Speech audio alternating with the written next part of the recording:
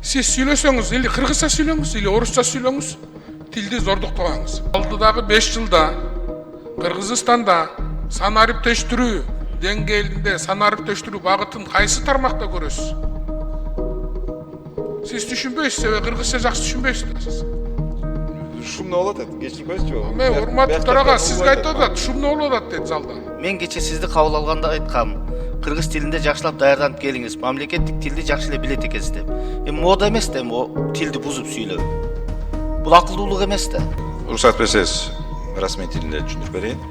Касательно развития түндүкка, конечно, Кечиресиз. больше половины сил. Азыр эле биздин төрага дагы айтып кетти. Оюңузду кенен айта аласызбы кыргызча? Бүгүн 30 январда жогорку кеңеште Азамат Жамангуловду санариптик өнүктүрүү министри кызматына дайындоого макулдук берүү маселеси каралып жаткан учурда анын кыргыз тилине болгон мамилеси сынга алынды. Талапкер депутаттардын суроолоруна жооп берип жатып, кызматка дайындалып жаткан министрликтин аталышын бир да жолу кыргызча атаган эмес. Мындан улам төрага Нурланбек Тургунбек уулу Жамангуловду тилди кордоого чакырды. Балбак Зарлыковичтин айтканына кошулам. Сиз кыргыз тилинде сүйлөп атканда сиз бир дагы жолу санариптештирүү министрлиги же санариптештирүү деп айткан жоксуз. Жалаң цифровизация. Бул министрлик санариптештирүү министрлиги деп аталат. Жок дегенде ушул министрликтин атын кыргызча айтпайсызбы жок дегенде.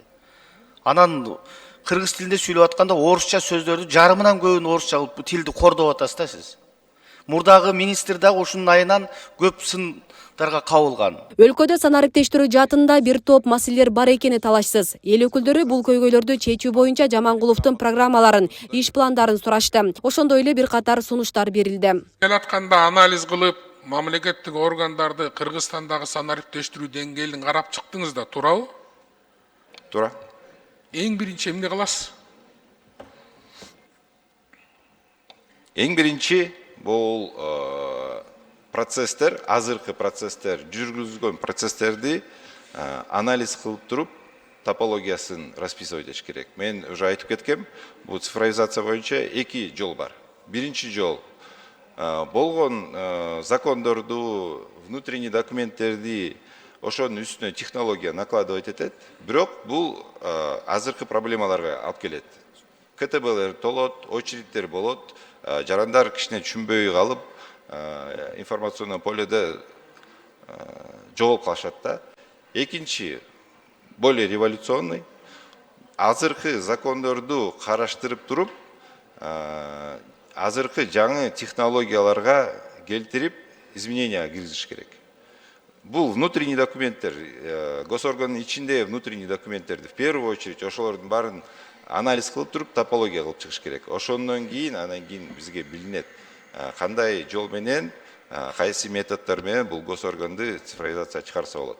Ал эми депутат Камила Талиева бул кызмат чоң жоопкерчиликти талап кыларын, Азамат Жамангуловду жаш жана тажрыйбасыз деп эсептейт. Эл өкүлү ошол эле учурда Минкапта гендердик баланс сакталбай жатканын билдирип, аял кадрлар каралбай жатканын айтты. Биз парламент мындай нотариуска айланып калдык өзү чынында элечи. Мен суроом бар эле да, эмне үчүн өкмөттөн аял кишилер бачым иштен кетип атат.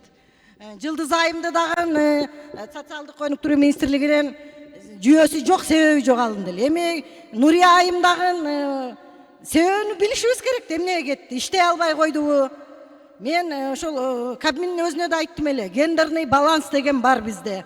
Министрликтерге аялдардан көбүрөөк алып келгиле деп.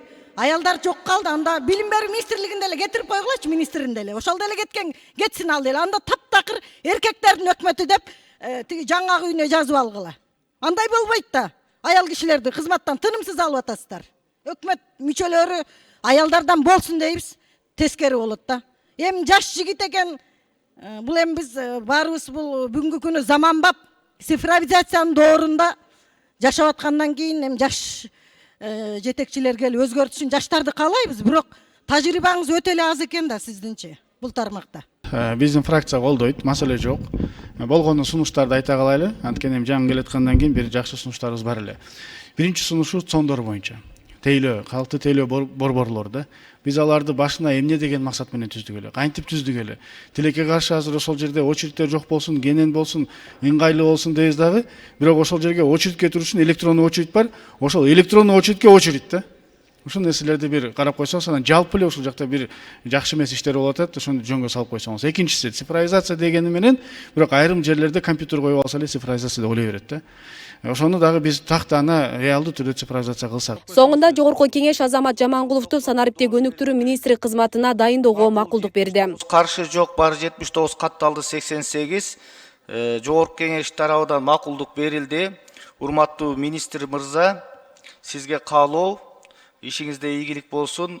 Бегиле кетсек, Азамат Жамангулов 38 жашта. 2010-жылы Кыргыз-Орус Славян университетин бүтүргөн. 2009-2015 жылдары АТФ банк, Темир банк жана РСК банктарында иштеген. 2021 жылга чейин Кыргызстандын лизинг компаниясында эмгектенген. 2023 жылы Мега компаниясынын санариптик маркетинг бөлүмүнүн башчылыгы кызматын аркалаган.